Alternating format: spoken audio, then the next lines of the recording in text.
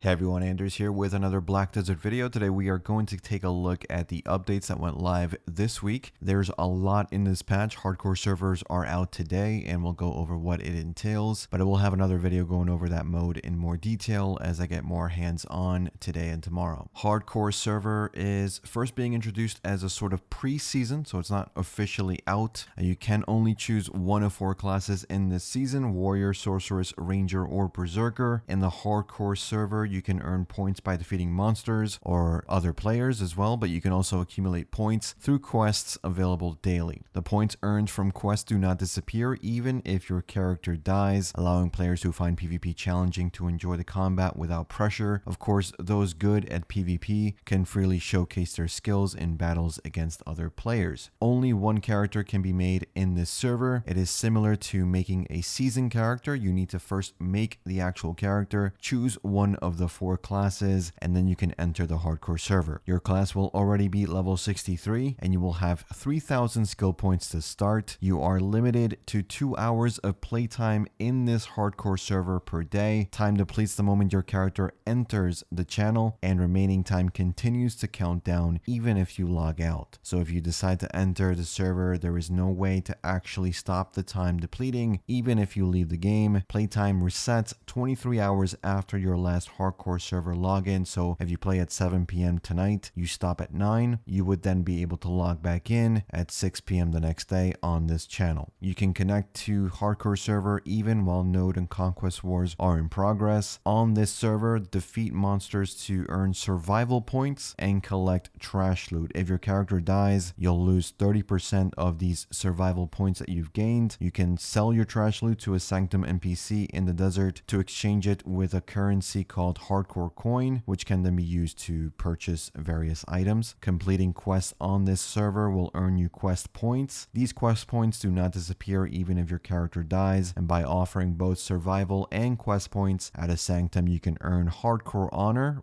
based on your total points, and this is another currency that can be used to exchange for various items in the managed currency UI. There's a lot more rules, but I want to go over everything in a more simplified manner, I think, once I test it out myself. So expect a video in about a day or two. Some important things I do want to mention before we move on to the rest of the patch about hardcore server. Again, only 4 classes are available. You don't have to level your character. You can quest if you want to avoid PvP, though you are limited to 1 quest a day. Defeating players gives you a percentage of their points. Monsters drop gear and points, and the stronger they are, the better the loot. Gear cannot be repaired, so you need to constantly look for more and better gear. If you die, you can res at one of the 4 Sanctums, and you can res with no limit. The top 10 ranked players, so the ones with the most points, can be seen on the world map at all times. You don't need pets. Your character will actually auto loot as if you had a maxed out pet squad, which is cool. Skill add-ons are not available. You can reset your skills at Sanctums. Special field bosses also spawn every 45 to 60 minutes, and they drop a ton of points and loot. And lastly, if you choose to say play Berserker when you start,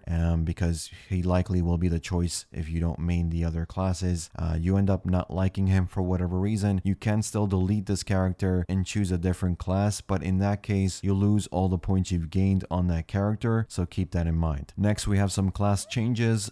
Class balance is starting up again, which I thought would mean PvP balance changes, since that is what we've been waiting for. However, it appears it will also include more PvE changes to classes on top of some PvP balance ratio adjustments, and not necessarily just damage increases in PvP. They had this to say in the notes: today marks the start of the update where we will apply various class balance adjustments over the coming weeks. Before we go through the details, we want to discuss the direction of these adjustments. This balance update aims to significantly enhance classes that have been perceived as underperforming in PvE, thereby shifting how players view their PvE performance. In the past, balance adjustments were designed conservatively, considering many factors that could emerge based on the individual player mastery of their characters. Once the updates went live, we were mindful that reverting a previous buff could lead to dissatisfaction among players, and as a result, many felt that buffs did not really lead to noticeable improvements. During this upcoming balance adjustment period, we plan to make bold weekly changes to ensure a more tangible impact. However, if any buffs are deemed excessive after the live update, we will promptly readjust or nerf by the following week to find an appropriate balance. For PvP PvP balance. We will enhance classes currently underperforming and tone down those with relative advantages, meaning buffing bad classes and nerfing overtuned classes. Additionally, we plan to address aspects that may feel awkward in PvP situations through this update. We understand how crucial PvP balance is, so rather than finalizing adjustments in one go, we will monitor the situation and make swift changes as needed. So let's start with the classes that actually got changed this week: Warrior, Kuno, Guardian, Corsair, Maegu, Scholar, Dosa, and Deadeye. So let's start with Warrior. Ground Roar has lost the melee DP debuff on hits. Prime Ground Slash has increased the DP debuff on hits from -20 to -30. Prime Evasion now links more smoothly with more skills. Prime Q Block will now let you move after using the block and Prime Evasion while in block. Prime Scars of Dusk all AP buff has been increased from +10 to +16. Seismic Strike Rabam will now link more smoothly with other skills. Dusk/Rabam cooldown has been reduced from 16 to 13 seconds. Damage for several skills, as you can see here, have been increased in PvE with the exception of Prime Earth Tremor, which was nerfed. For Awakening Warrior, we saw similar damage increases, a slight damage nerf to Frenzied Strikes, which also had a DP debuff of -30 added to the skill, as well as now allowing add-ons to be used. Flow Armor Break changed so that all DP decrease does not apply during cooldown, and Pulverize and the Flow have been changed to apply collision detection when using those skills. Next, we have Awakening Kuno, which now has a -20 DP debuff on Lunatic Discus, as well as some PvE damage buffs on those skills, as you can see here.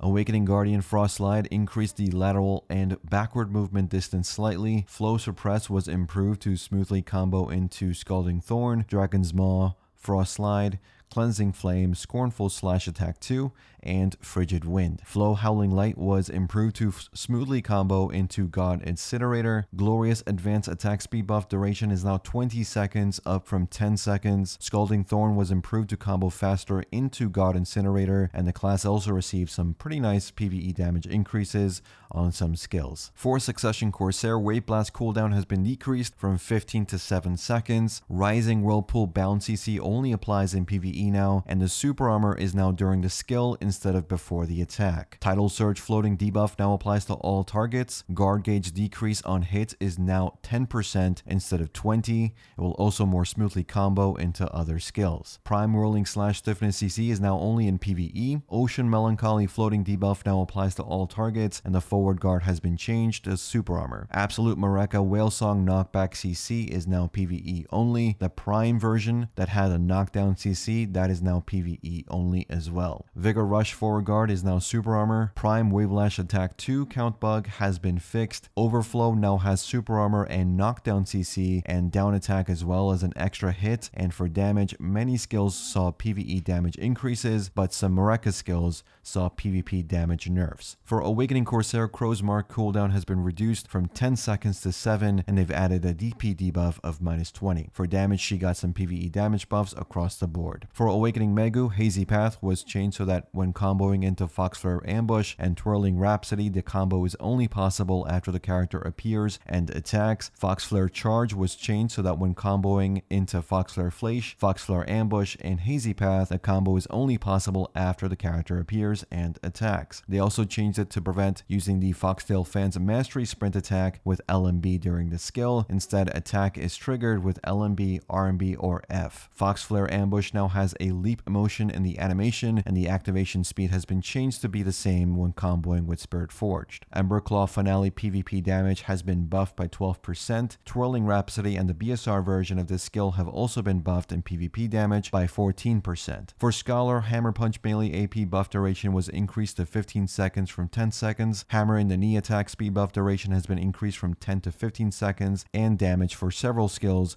have been buffed in PvE. For Awakening Dosa, they changed the damage reduction during Super Armor with your Enlightened Blade to 10%, down from 20%. Winged Kick iframe has been removed, and it instead is now just a Super Armor skill. Earth Till air attack debuff has also been removed. Elements Generate has been changed to recover 200 HP to nearby allies, max 5 times instead of 500 HP, and max HP plus 3000 to nearby allies instead of 2000. Wood Stake has been changed so it does not activate when the forward key is pressed. As a result, Enlightened Haze is triggered first with WF. Wood Bend, Water Weave, and Water Flood were all nerfed in PvP damage. For Deadeye, Run and Gun has been changed so that knockback on every hit 4 debuff applies only in PvE. Gunslinger Entrance has been changed so that knockback on attack 1 hits and knockdown on attack 2 hits debuff only applies in PvE. Mayhem Stiffness CC has been changed to a stun CC on hits and for PvP as well as PvE. Debuff is only applied for the first and last hit. Max Payne now has stun CC on attacks 1 and 2 for both PvE and PvP, and it has been improved to combo into Gunslinger's Entrance after attack 1. Evasive Maneuver has been changed so you immediately recover stamina upon landing after using this skill. It has been improved to now combo into the following skills before attacking, so Run and Gun, Sidewinder, Gunslinger Entrance, and Max Payne. And lastly, the Good, the Bad, the Ugly no longer has a critical hit rate reduction on Little Devil hits debuff. We should see more class balance tonight with Global Labs updates, so let me know what you think will be getting buffed or nerfed. In other changes, they made some minor UI element updates. They changed the increase in enhancement chance when using Event Dim Origin of Dark Hunger. They changed the Devour success rate applied when using this item as well, with an enhancement chance of 292 to 300. It is now 100%. They added the enhancement chance stats upon use to the descriptions of the Origin of Dark Hunger, Faint Origin of Dark Hunger, and the event one as well. They fixed the issue where Agris Fever was applied when defeating Fortunate Elite Golden Pig and Raider Golden Pig in the Fortunate Golden Pig Cave. They also fixed the issue where the debuff effects were applied in that grind spot and to those mobs as well. That's all for this update. Major changes really being the class balance that's starting in Hardcore server, so we'll see how the new mode pans out. It is unfortunate to say the least that we can't really play the class we want to play and we have to choose one of 4, but I'll still be checking it out and making a video going over whether or not it really is worth your time. Let me know what you think about the changes. If you have already played on the Hardcore server as of watching this video, let me know what you think. What classes do you think deserve to get more PvE buffs in today's Global Labs?